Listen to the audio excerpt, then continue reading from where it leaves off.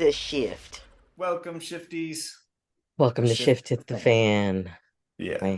My name is Avra. I am a resident physician. The end. And I'm Elias, the body alchemist, transforming my life and others through interacting with the body. Mhm. We also have Brian, which you kind of saw right there. Took all my thoughts away. Brian is my brain. Sometimes mention Brian. So Brian Reynolds, also a co-host. We There. have a beautiful episode for you with the Seven of Swords and the Two of Cups as our hidden energy. So, yeah, reverse Two of Cups. Yeah. And we're using the Marsmith Twitchy Witch Marsmith deck, which I will link in the description. Yeah, Enjoy the show. enjoy it. Juggling all the swords, leaving some behind. Balance of the femininity and the masculine. If we go in reverse, then it's the balance is falling out of place. That feels pretty in line with me, juggling all the things and the balance is not in place.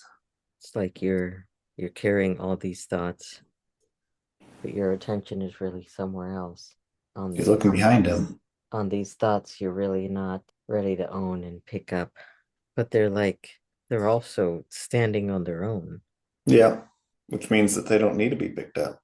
Yeah. It's probably like my court case and money coming in. I don't need to worry about those. Those are good. I can actually look back and reflect on those because those are complete. They're standing on their own. I don't need to do anything about them. Now I just got to work on this stuff that's in my hand because he's kind of got a smile on his face as he looks back on them. Yeah, Got his thinking cap on, red shoes to match. I kind of see a face in those shoes too, in the one shoe in front. It's like even his shoes got something to say. He's got opinions, leading with his opinions of his own understanding. Also made me think of how I'm revisiting old content that I used to listen to. Because you know Napoleon Hill, the author of Think and Grow Rich. He No, you never read Think and Grow Rich? I used to read that stuff all the time, because I wanted to read everything that rich people were writing. Successful people, just emulating what the people that I thought were doing well, that were successful in a way that I wanted to be back when I was money motivated, probably because I was living with a rich woman. So that influenced my thoughts. So when I saw he had a book called Outwitting the Devil, because I knew his writing before, I didn't assume that it was going to be anything religious. I just assumed it was going to be about how to outsmart that little inner voice that tells you I can't, or, getting out ahead of your patterns, your pattern thinking, your destructive thought patterns. Because they say, the reason it's so hard to change a habit is because of, like, as soon as you declare that you want something, all of the opposites starts to show up. So it's learning to outsmart that. It's like you can't tell the left hand what the right hand is doing for the same reason you don't want to tell the opposite side, the other side of yourself, what you're doing because it's going to try to sabotage you in some way. That's why the things get worse before they get better. It's learning how to change little things every day to get out of your pattern thinking. You've got to first acknowledge that you have a pattern and start catching yourself if you're doing the work. But if there was a way to outsmart it and, get tips about how not to tell it what you're doing and just start doing it, sort of like when I choose not to talk about my symptoms or my conditions or whatever, because I'll go back and forth. Like when I feel like it needs attention and it wants to be called out, I'll talk about it. But other times I just, once it's been acknowledged, I just don't tell myself what I'm doing anymore. And it's about having that discernment of when to do it and when not. So it kind of reminded me of like that looking back, like I have some secrets back there that I know stand well. I actually wrote this in one of my writings from when I first moved back to California. It was something like, do I really know the stuff that I've learned, or do I think I know it because I learned them before brain damage and because I remember them? So it's been like I've been taking for granted all these things that I knew that I was solid in, that I knew were effective, but in application now after brain damage and with brain fog, it's been very different to apply them. This is another reason I wanted to revisit those things that used to work for me to see how they would land now. And it's different. It was different. Can I bring, the parts that actually worked into what I'm carrying now with the new knowledge that I have? So what you thinking? There's a lot of beautiful thoughts there. I think for me, what I've been looking at is just this juggling act. Like I've been running around all over the place doing all the different things, and I've been exhausted. Yesterday, I had this, I had a kind of a, I had to take a rest day yesterday because I was so tired that I couldn't, like, I woke up at 7 but couldn't get out of bed until 11, and just mentally dead, not functional. And so for me, it was like juggling around these sharp swords while I'm enjoying it so much, enjoying getting to use my body, enjoying it to getting to just do all these different things. It's also exhausting. Like there's a limit to my body, and and I put myself out of balance, and so I had to find that place of balance. So the two of cup in reverse for me was like looking at that was like I'm out of balance in what I'm doing, and I need to allow my body to tell me how to find that balance. And so that's kind of what I was really looking at for me is, yeah, I can pursue all these passions, I can pursue all these different things that I want to do, um, and run myself ragged, but there's a limitation. I always find that with exercise really annoying. Like I just want to move my body and I want to do stuff and do more and do more and do more. But then my body's like, yeah, we're done. I can't do this anymore. And so I got to find that balance of like, all right, I can rest. I can stop doing this now. Um, but I liked what you were saying with like the Seven of Swords. There's two swords behind him that are balanced by themselves. And I think that's an important thing to remember is that we don't need to touch all the different things. We don't need to do everything. There are things that we can just let go. So me selling my house right now and me waiting to me trying to see my girls more, there's just certain things that I can't control, that I can't force to have to happen. And so I can do what's in my power to juggle what I have in front of me, but then I get to allow the universe or just allow time and other energies to take care of what I can't take care of. And so those two swords, those thoughts, those energies that are we're thinking of, we can just let it go and know and trust that it'll be taken care of in the end. And I think sometimes something that I've been finding is that it's okay to talk about them. It's okay to repeat them. It's okay to have those things go through our thoughts, but at the same time, just recognize, oh, hey, I'm having these thoughts. I'm having these feelings. I'm having these emotions. This thing's annoying. This thing's frustrating, and it's okay to let that go. Like I don't have to do anything about it now. It's okay to just feel and just recognize that I have these things going on in my mind. And and so I really like those two swords just sitting there, reminding us that there's balance in everything, that we don't have to find the balance. We don't have to make things happen. They will balance themselves out. I like that you brought up balance because that's another thing that came up when I was listening to the book. The Outwitting the Devil is this devil is just negative energy. Everything that we refer to as negative, the bad or whatever. And it, this energy distinguished himself from the mythological or biblical devil. And he distinguished the positive, which is what we call God, as just energies.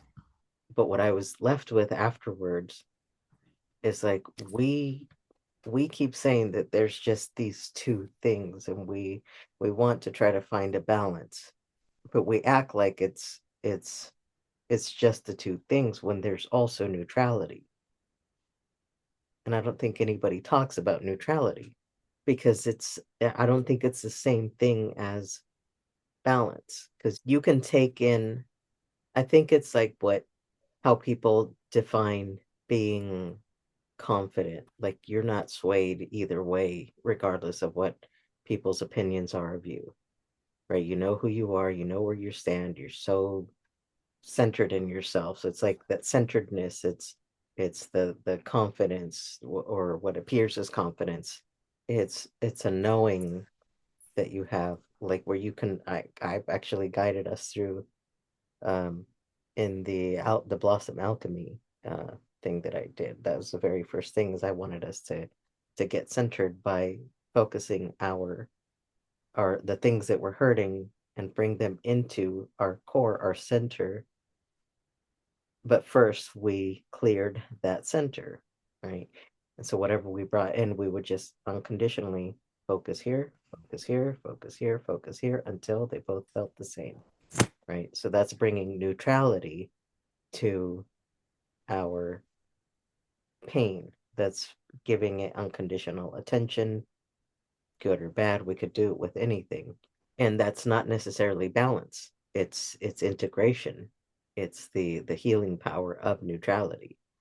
And I think that's what we're being called to do now, especially with all of the news that even if you're not watching the news, you're constantly hearing it from other people who are talking about the news in panic and being worried and all this. It's like we're being called to remember to just observe, because when we give that negative attention to negativity, we're giving it power, we're giving it what it wants, we're giving away our power, and that makes it stronger. So it's like that's the opportunity. We're using the Twitchy Witch Marsmith deck, by the way.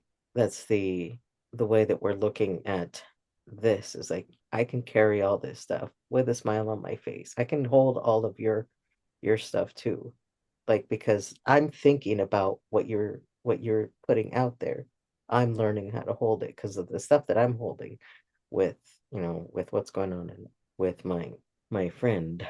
That was her opinions, her stuff, but I'm carrying the weight of it and I'm learning how to hold it. So I'm looking back at this information that I have to remind me, if I can bring neutrality and keep my power with this stuff that was heavy, that the stuff that was really like completely changed my life. I lost my life from this, but I also gained my life. So it's being able to recognize the where you are, what you've gained from these really impactful experiences, I think. Just to bring it to a a heavier, bigger conversation. I think that for me is where I've been out of, not just out of balance, but not being neutral and forgetting this is what I've been trying to look back at and remember is everything's going to be okay, and everything's just happening for me. I'm going to get something out of this, some sort of growth. it's actually been really beneficial to have the extra rest that I wouldn't have gotten otherwise, because I would have been pushing myself more and more. I've just been forced to rest more because my body's, I guess I'm just paying attention to my body now more than before. I'm even losing weight from, I was wondering about that. I felt like you were lighter. yeah, I think I've lost, I have it here. I've been keeping track. And I usually don't care about that stuff, but I've been very curious about it. I have lost 19 pounds. Nice. Yeah. Just this conversation of neutrality is interesting. With some of the things you were saying, it brings me back to the saying that I have that fighting conflict with conflict just leads to more conflict. And we've talked about that a Mhm. number of times. But if you can find that neutral place within yourself, and this is a martial arts principle as well, especially like Eastern martial arts, like if you can bring the neutrality into yourself where you can recognize emotion, you can hold those different things, but you're neutral to it. Like there might be emotion going on, but you are separating that from your actions or from your sense of being. It allows you to act and react and interact with in a way that is more conducive to a peace.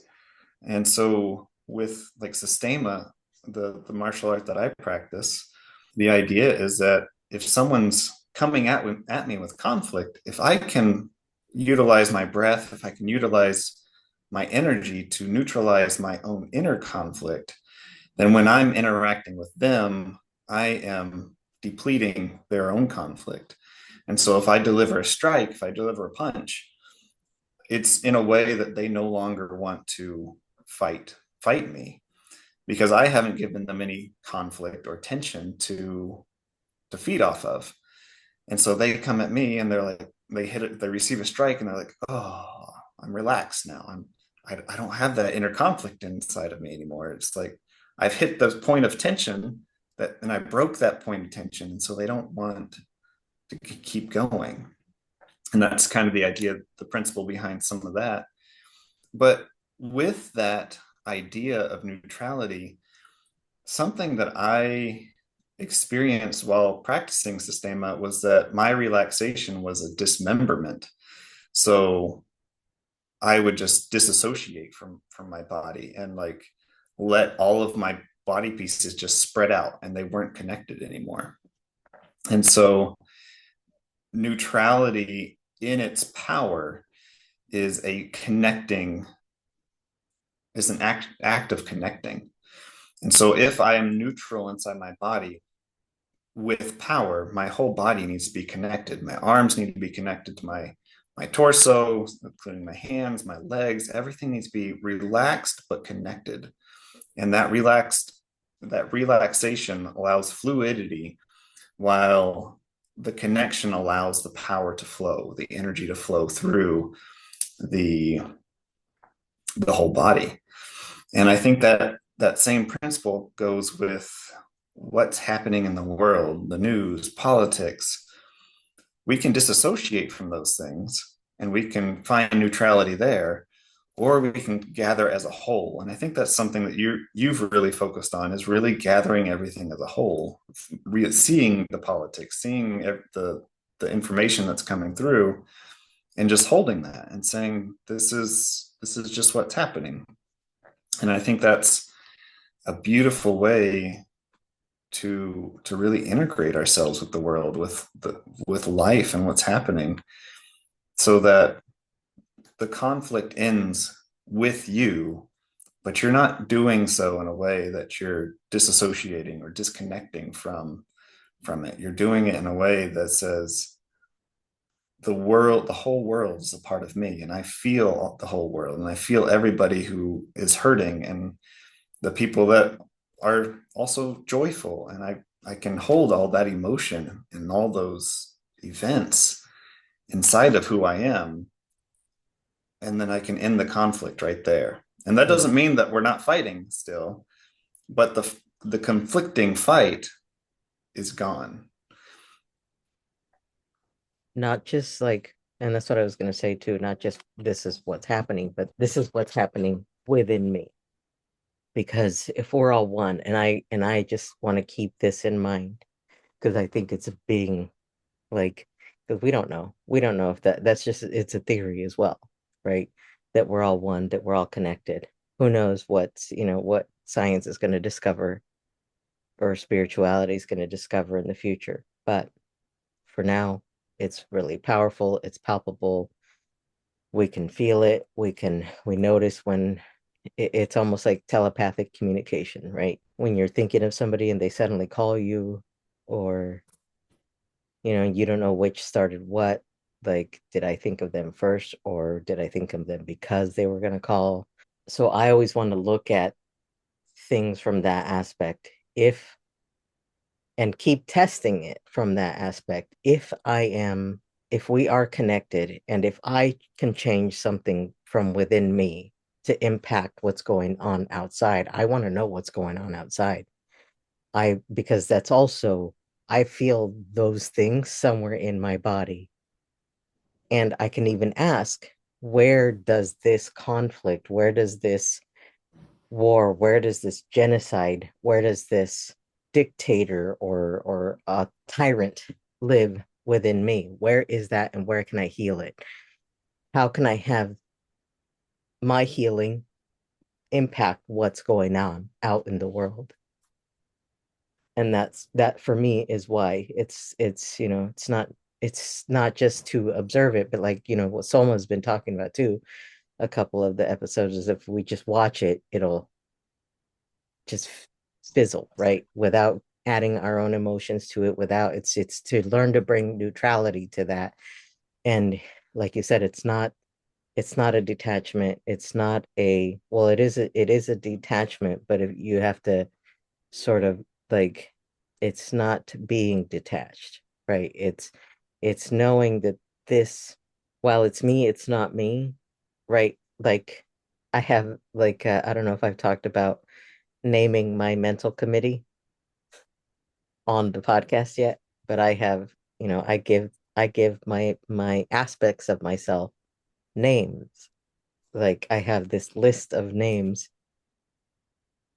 because it's like I want to know where the patterns are and where the observer is. Where is self, and where are the things that I just carry in my body? So I give them all names. And I have a big old list of names of all of my characters. Like, there's a pattern maker. I call her Megan, Meagan. So it's like me again. And they're all, funny names like that. The one who's like responsible for the streams of thoughts, I called him Long P. You know, P spelled P-I. I think it's a Chinese last name. Because and some of these are names that I actually heard and I thought were so funny that I was like, yep, that's I'm going to use that name.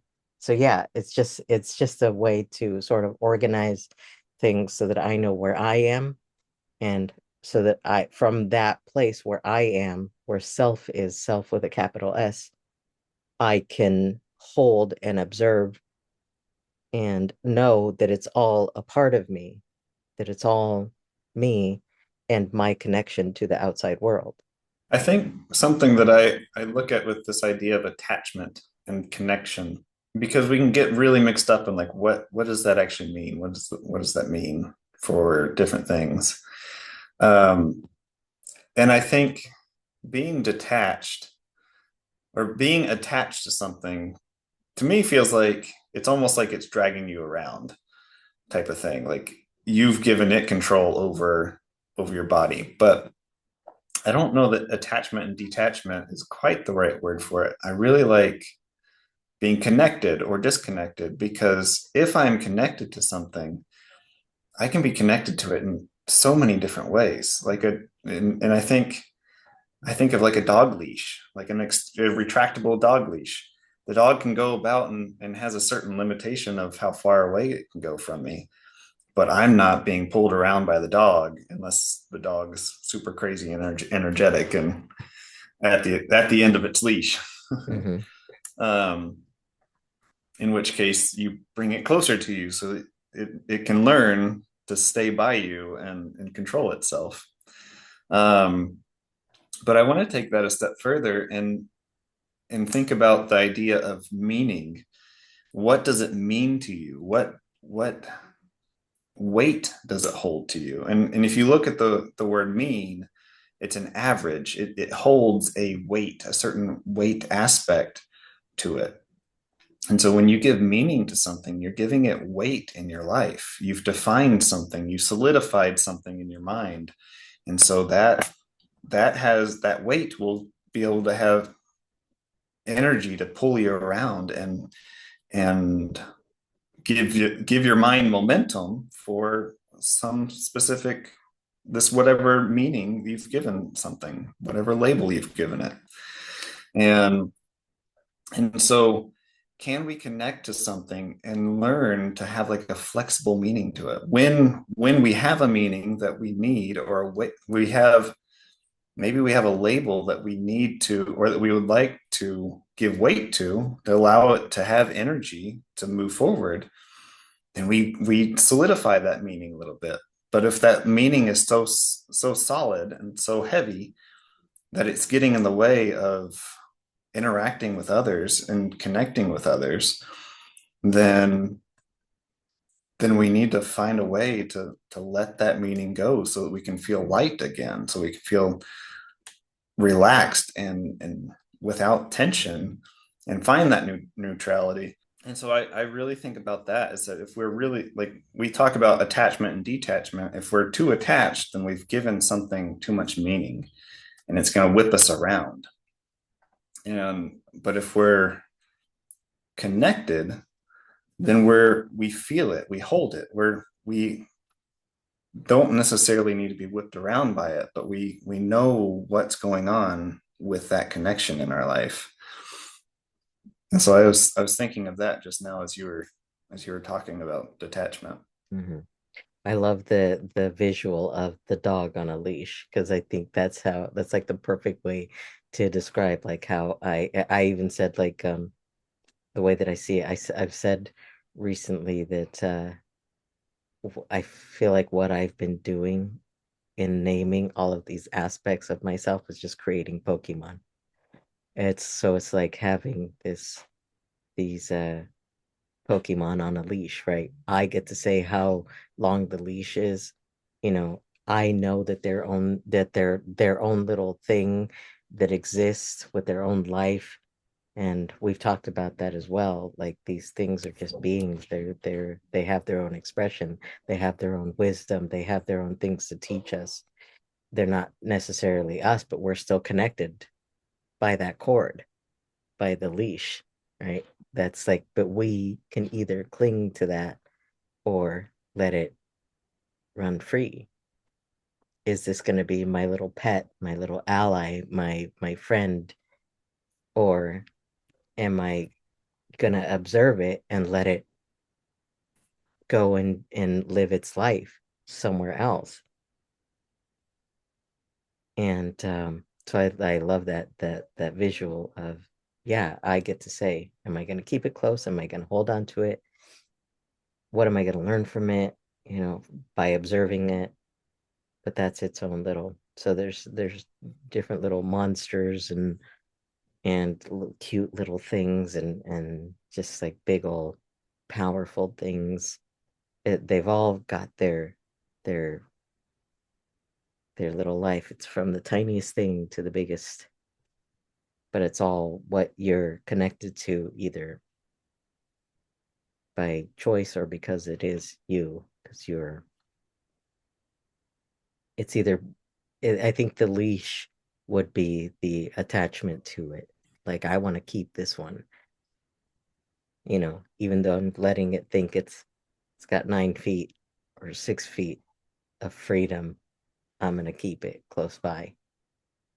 Uh, Well, I think we did a beautiful I led a beautiful meditation one day where we let we focused on our manifestation, our desires of our heart, and we gave them life, and then we let them go to be whatever creation that they want to be. Like we gave them their own life and their own freedom. We've manifested this thing, and now we have to let it grow on its own.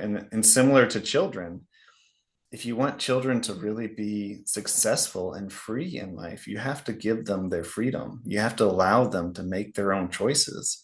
And they're going to do that regardless. Like you can be forceful about it, you can be controlling, you can try to make sure that they're doing everything exactly the right way, but they still need to make those choices for themselves. And they might be choosing your own the conditioning that you're giving them because of the force that you're putting behind what you want. But if you really want them to be conscious and free and connected to life, you have to find ways to connect to them and give them that freedom and give them that understanding and give them that ability to see and have consciousness. And so I think that's the same way with anything that we have going in life. We have to allow that freedom to be. You know, what if even some hard things like divorce, where a spouse is choosing to go a different way, we have to allow them that freedom to be who they want to be. And sometimes that hurts us. It hurts us to see somebody else hurt, or it hurts us to unattach ourselves from that freedom that they deserve. But in doing so, I feel like we increase the the positive beauty that's on this earth, to allow someone to create the life that they want to create. Yeah, I don't know if I have any more. Okay. And we end there. Thank you, Shifties, for being so wonderful. And hope you guys learned lots from this. Share your thoughts and comments with us on social media. Yes, please give us your opinions. They are me anyways, so I want to know. I want to know what I think of me. There you go. All right. Love you, shifties. The Love end. y'all. Let the shift hit the fan. Let the shift hit the fan. Seven of Swords. The Two of Cups. In reverse. What does it